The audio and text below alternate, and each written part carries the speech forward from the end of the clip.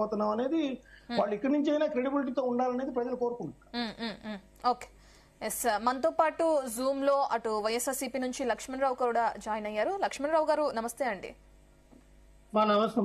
Yes Lakshmanarao గారు, నేను మీ దగ్గరకు వస్తానండి. అయితే ముందుగా అటు చంద్రశేఖర్ గారి దగ్గరికి వెళ్దాం. చంద్రశేఖర్ గారు, మనం చూస్తున్నాం 8 రూపాయలు తగ్గించాలి ఆ పెట్రోల్ డీజిల్ పైన అని చెప్పి కూడా ప్రధానంగా వైఎస్ఆర్సీపీ అధినేత జగన్ డిమాండ్ చేయడం మనం చూస్తున్నాం. అసలు అది సాధ్యమే అంటారా? అండ్ ఇప్పుడున్న పరిస్థితుల్లో, ఎందుకంటే ఒక పక్కన రాజధాని లేదు, దాని నిర్మాణం కొనసాగుతుంది, ఆ రాష్ట్రం అంతా కూడా ఆర్థికంగా కొంచెం వెనకబడి ఉందనే చెప్పుకోవచ్చు.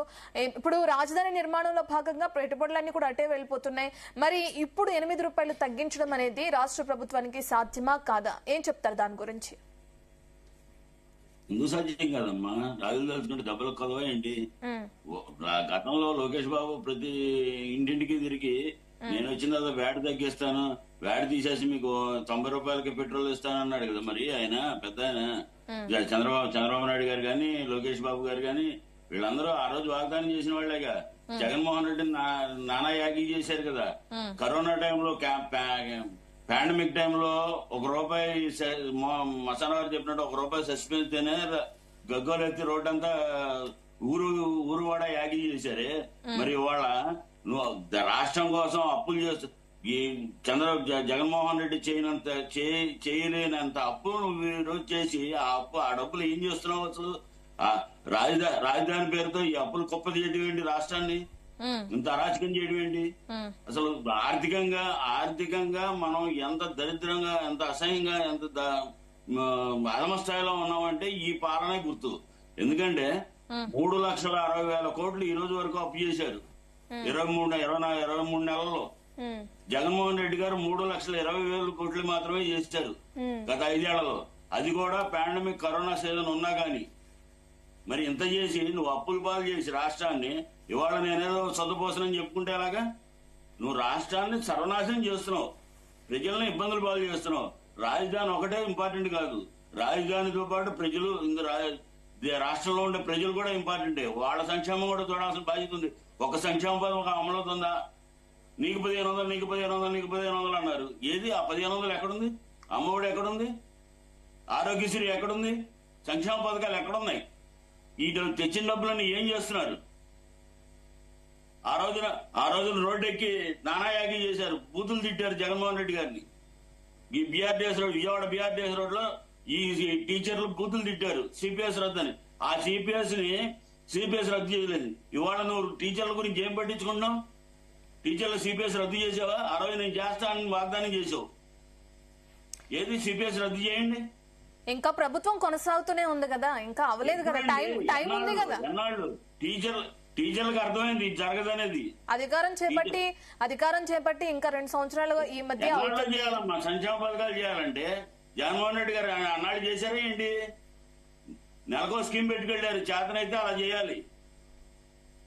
చేతనైతే అంటే సంక్షేమ పథకాలు ఒకటే ఉంటే సరిపోతాయా చంద్రశేఖర్ గారు? సంక్షేమ పథకాలు ఒకటి అమలు చేస్తే సరిపోతాయి అంటారా? అసలు ప్రజల అలకల్లో వ్యాపారాలు లేక, ఉద్యోగాలు లేక నువ్వు ప్రజలు ఇబ్బందులు పడుతుంటే నువ్వు కనీసం ఆ మాత్రం సంక్షేమం ఇవ్వకపోతే ఇంకా ప్రజలు ఏమైపోతారు? ప్రజల కోసం ఇంకా మనం పాలించేది, మన కోసం కాదు కదా. మన ఆస్తులు పెంచుకోవడం కోసం, మనం బంగళాలు కట్టుకోవడం కాదు. ప్రజల కోసం పాలించాలి, ప్రజల సంక్షేమం చూడాలి. నువ్వు పెట్రోల్ రేట్ ఇదిగోండి, నా దగ్గర వీడియో ఉంది. జగన్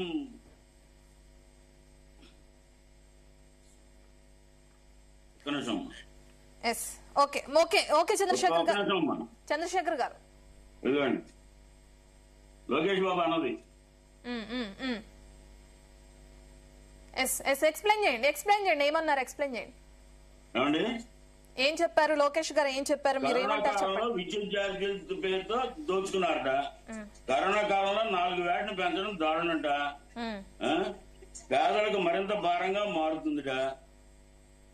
ఈ కరోనా పాండమిక్ లో వీళ్ళు రాజకీయాలు చేశారు. అసలు రాష్ట్రంలోనే లేరు వీళ్ళు రాజకీయాలు చేశారు కరోనా టైంలో.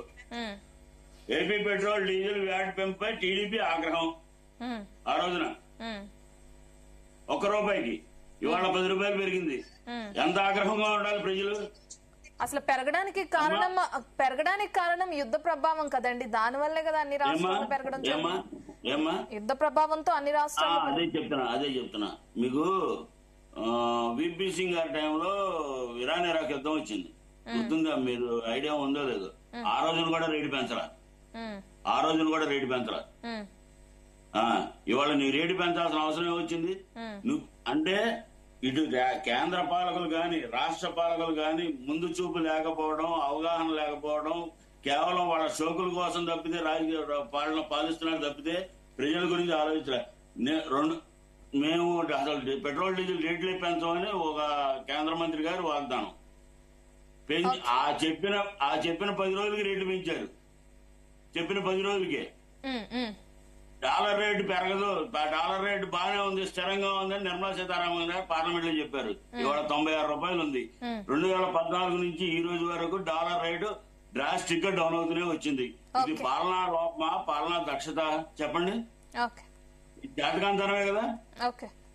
ఇంత దారుణంగా పాలిస్తుంటే ప్రజలు ఎలా బతుకుతారండి భారతదేశంలో?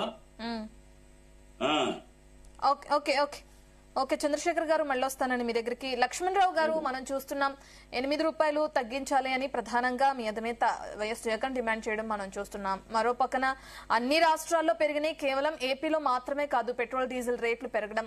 అయితే ఎందుకు ఇప్పుడు ఇంత భారీ ఎత్తున నిరసనలు కానీ, లేదంటే మొన్న ఏ విధంగా అయితే వినతి పత్రం అందించారో కూడా చూస్తున్నాం కలెక్టర్ కి. అసలు ఇటువంటి ధర్నాలు చేయడానికి కారణాలు ఏంటి అనుకోవచ్చు? మీ డిమాండ్ ఏంటి? మేనిఫెస్టోలో చెప్పింది అమలు చేయాలనేనా మీ డిమాండ్, లేదంటే ఇప్పుడు పెంచుతున్న రేట్లను తగ్గించాలనా? ఇబ్బందిగా అలాగే ప్యానల్ ఉన్న పెద్దలకి జీతాలు వీక్షణ యాజమాన్యానికి నమస్కారాలు. నమస్తే. గతంలో జగన్మోహన్ రెడ్డి గారు అధికారంలో ఉన్నప్పుడు ఇదే చంద్రబాబు నాయుడు గారు, నారా లోకేష్ గారు ఆ విద్యుత్ ఛార్జీలు పెంచుతా ఉన్నారు, కరెంట్ అలాగే పెట్రోల్ డీజిల్ రేట్లు కూడా పెరిగినాయి, పామాయిల్ రేట్లు కూడా పెరిగినాయి అని చెప్పి మాట్లాడారు. అదే మేము అధికారంలోకి వస్తే వీటన్నిటి ఛార్జీలు మేము తగ్గిస్తాము, అసలు పెంచము, వీలైనంత వరకు ఇంకా తగ్గిస్తామని చెప్పి. సరే, మీరు అధికారంలోకి వచ్చారు. అధికారంలోకి వచ్చినటువంటి ఈ 2 సంవత్సరాల కాలంలో పామాయిల్ రేటు బహిరంగ మార్కెట్లో ఎంత ఉంది, జగన్మోహన్ రెడ్డి గారి హయాంలో ఎంత ఉంది? జగన్మోహన్ రెడ్డి గారి హయాంలో 120 నుంచి 130 రూపాయలు ఉంటే ఈ రోజున బహిరంగ మార్కెట్లు ఇదే పామాయిల్ గానీ సన్ఫ్లవర్ ఆయిల్ గానీ 170 నుంచి 190 రూపాయలు ఉంది. అంటే 50 నుంచి 60 రూపాయలు పెరిగింది. అంటే మీరు ప్రజలకు ఉపయోగపడే నిత్యావసర వస్తువుల ధరలు కూడా ఒక విధంగా పెరుగుతూనే ఉన్నాయి. డీజిల్ పెట్రోల్ ఎక్కడో జరిగినటువంటి ఇరాన్, ఇరాక్, ఇజ్రాయెల్, అమెరికా మధ్య జరిగినటువంటి యుద్ధాన్ని ఒక బూచిగా చూపించి ఇది దేశవ్యాప్తంగా మరి ఈ పరిస్థితి ఏర్పడింది, అందుకే రేట్లు పెంచారని. ఒక్కొక్క రాష్ట్రానికి ఒక్కొక్క రేటు ఉంది, ఒక్కొక్క రాష్ట్రానికి ఒక్కొక్క రేటు ఉంది. అంతెందుకు మన రాష్ట్రంలోనే మీరు గమనించండి, ఒక్కొక్క జిల్లాకి ఒక్కొక్క రేటు ఉంటుంది. అంటే డిస్టెన్స్ బట్టి రేట్లు పెంచుతా ఉన్నాం. అలాగైతే ప్రపంచవ్యాప్తంగా ఉన్న అన్ని దేశాలకు కూడా ఈ సంక్షోభం రావాలి కదా, ఆయిల్ సంక్షోభం. మన మన మన ఇండియాకి, మన ఆంధ్రప్రదేశ్కి ఎందుకు ఇంత దారుణంగా సంక్షోభం ఎందుకు వచ్చింది? అయితే ఇక్కడ మోడీ యొక్క ఫెయిల్యూర్ అయిన అవ్వాలా, చంద్రబాబు నాయుడు గారి యొక్క ఫెయిల్యూర్ అయిన అవ్వాలా?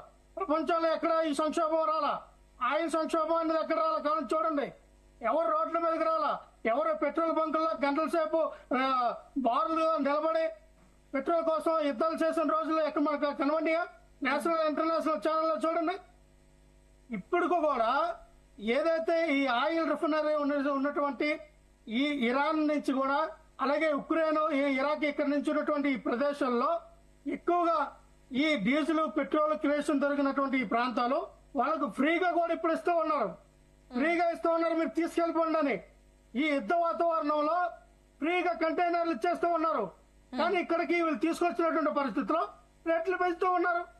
ఒక యుద్ధ వాతావరణం పేరు చెప్పి రేట్లు పెంచుతూ ఉన్నారు. గతంలో మనం చూసుకుంటే ఒక లీటర్ వచ్చి వాళ్ళు 30-35 రూపాయలకి మనకు అమ్ముతారు ఏ దేశానికైనా. అంటే ఆ యొక్క దేశాలు దీన్ని బట్టి విధానం బట్టి ఉంటది 30-35 రూపాయలు. మన దేశం వచ్చేసరికి దానికి సెంట్రల్ గవర్నమెంట్ పన్ను ఆ ట్యాక్స్, అలాగే రాష్ట్ర గవర్నమెంట్